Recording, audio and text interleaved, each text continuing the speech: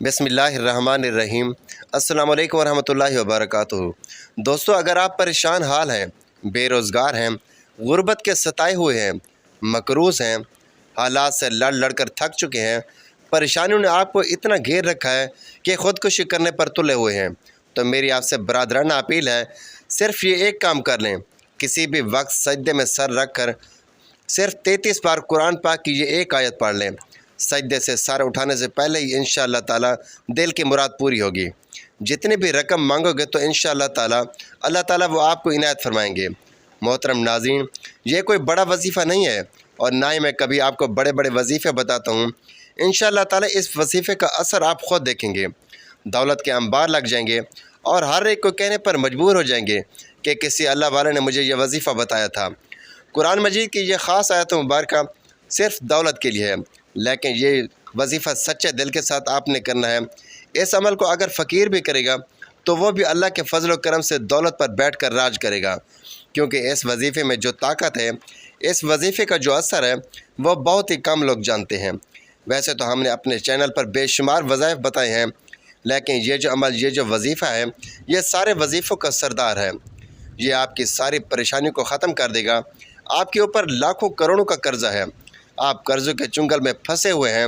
इंशाअल्लाह ये वजीफ़ा करते ही कर्ज़ों के अदा होने का भी ऐसा असबाब पैदा हो जाएगा कि आप ख़ुद हैरान रह जाएंगे।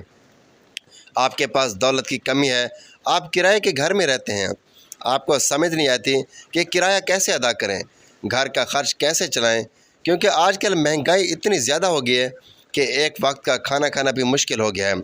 मोहतरम नाज़रीन, आज आपको एक बहुत ही नायाब और मुजरब वजीफ़ा बता रहे हैं।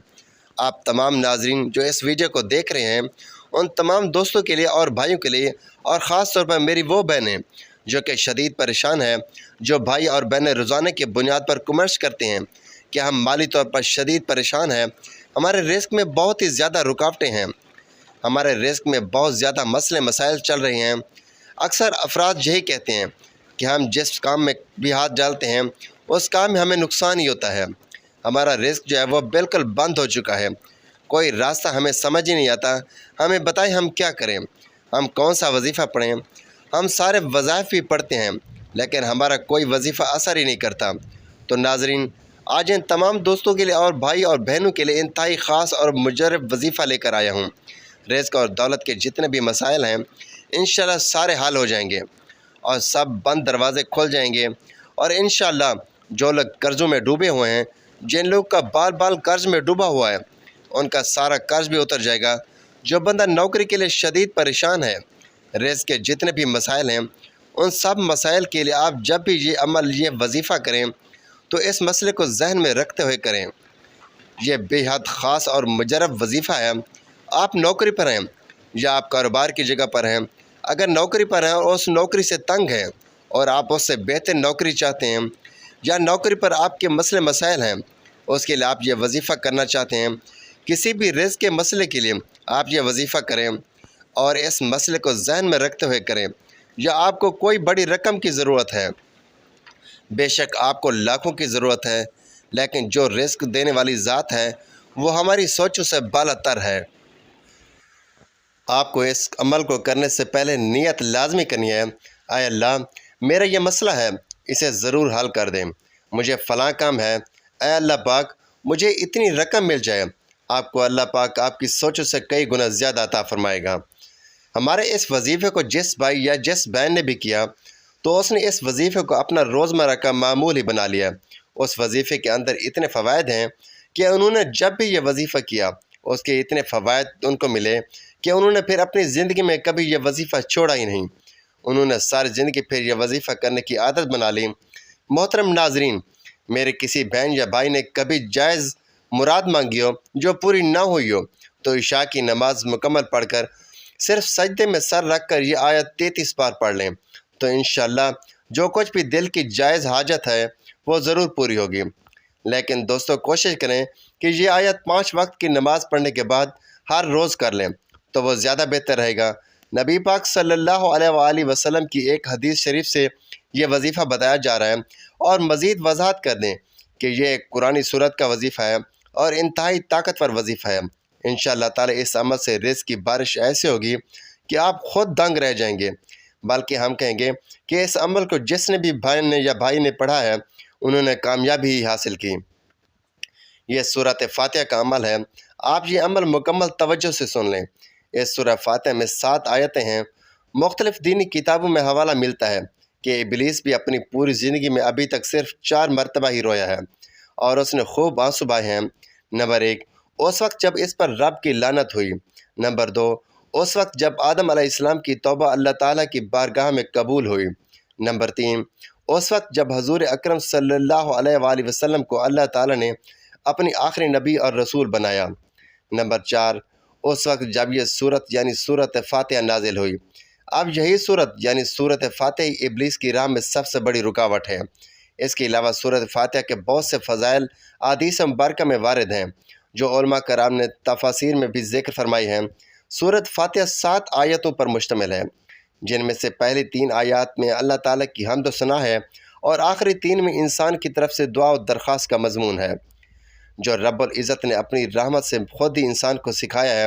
اور درمیانی ایک آیت میں دونوں چیزیں مشترک ہیں، کچھ حمد و ثنا کا پہلو ہے، کچھ دعا و درخواست کا۔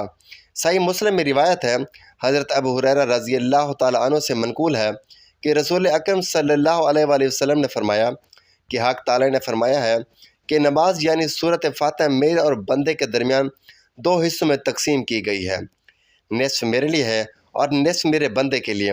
آج جو کچھ میرا بندہ مانگتا ہے وہ اس کو دے دیا جائے گا۔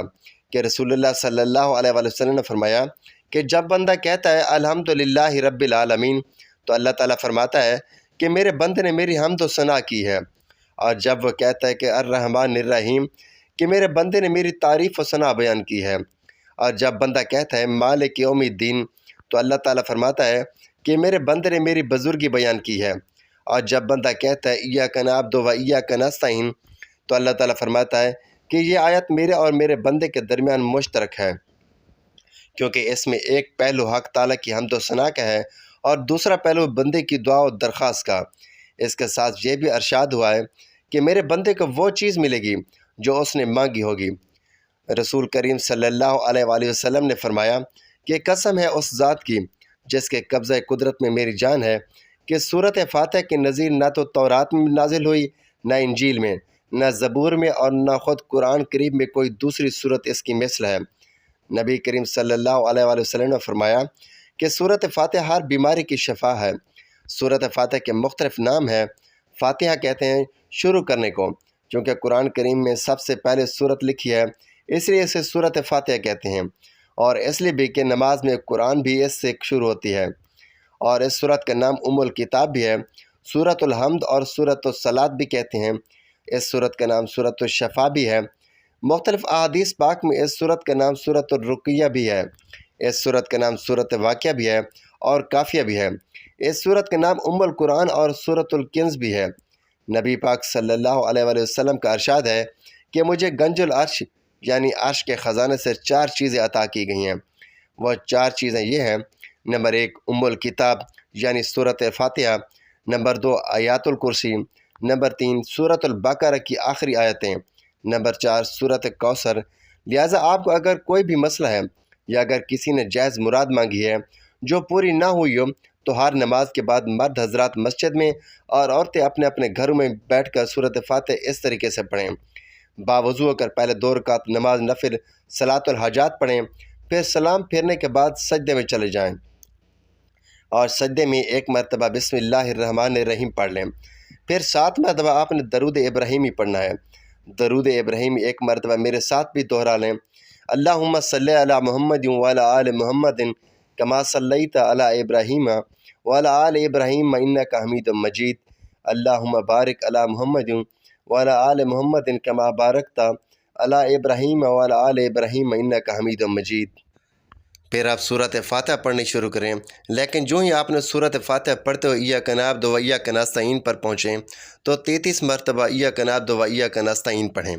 پھر جب 33 بار مکمل ہو جائے تو باقی سورۃ فاتحہ مکمل پڑھیں، پھر 7 مرتبہ درود شریف پڑھیں اور سجدے سے سر اٹھا لیں، لیکن واضح کر دیں کہ آپ نے سورۃ فاتحہ اور درود ابراہیم کو سجدے میں سر رکھ کر پڑھنا ہے۔ پھر سر اٹھا کر اور ہاتھ پھیلا کر اللہ تعالیٰ سے وہ مراد و حاجت مانگیں کہ جس کے لیے آپ یہ عمل کر رہے ہیں۔ انشاءاللہ آپ کی ہر دلی مراد اور ہر دعا قبول ہوگی۔ لیکن ناظرین کرام، اپنے روزمرہ کے کاموں میں استغفار کی کثرت کیجیے، اور اٹھتے بیٹھتے چلتے پھرتے غرض آپ بے شک سفر میں ہوں یا کچھ بھی کر رہے ہوں تو صرف استغفر اللہ استغفر اللہ استغفر اللہ 313 مرتبہ ہر روز پڑھنے کی عادت ڈالیں۔ جب ہم پر مصیبتوں کے پہاڑ ٹوٹ پڑیں، جب مشکلات میں گھر جائیں یا مشکلات کے بھنور میں پھنس جائیں تو سجدوں کے ذریعے رب کو راضی کیا کیجیے۔ سجدہ ہر پریشانی کا علاج ہے، بلکہ سجدہ ایک ایسی عبادت ہے جس پر ساری کائنات کا اتفاق ہے۔ لہٰذا آج کا یہ سجدے کا عمل آپ کریں اور کمال خود دیکھیں۔ سخت حاجت کے لیے اور کاز سالی دور کرنے کے لیے سجدے میں سر رکھ کر سورۃ فاتحہ کا یہ عمل کرنے کے بعد آپ نے دعا کرنی ہے: اے رب کریم، آپ کو اپنی شان کریمی کا واسطہ، ہم گناہ گاروں پر اپنے گھر کے دروازے بند نہ کر۔ ہم گناہ گار ہیں، سیاہ کار ہیں، لیکن تیرے محبوب کی امت میں سے ہیں۔ ہم تیرے ہی بندے ہیں، تیرے سوا ہمارا کوئی سہارا نہیں۔ یا ذوالجلال والاکرام، ہم تجھ سے اپنے گناہوں کی معافی مانگتے ہیں، جو تنہائی میں کیا یا محفل میں کیا، نادانی میں کیا یا انجانے میں کیا۔ اللہ اپنی شان کریمی کے صدقے، اپنے کعبہ کی عظمت کے صدقے معاف کر دے۔ تو اس طرح دعا مانگنے سے اللہ تعالیٰ تمہاری ہر خواہش پوری کرے گا۔ تمام دوستوں سے گزارش ہے کہ اللہ تعالیٰ کے 99 ناموں میں سے ایک نام ضرور ٹائپ کریں۔ اللہ ہم سب کا حامی و ناصر ہو۔ اللہ حافظ۔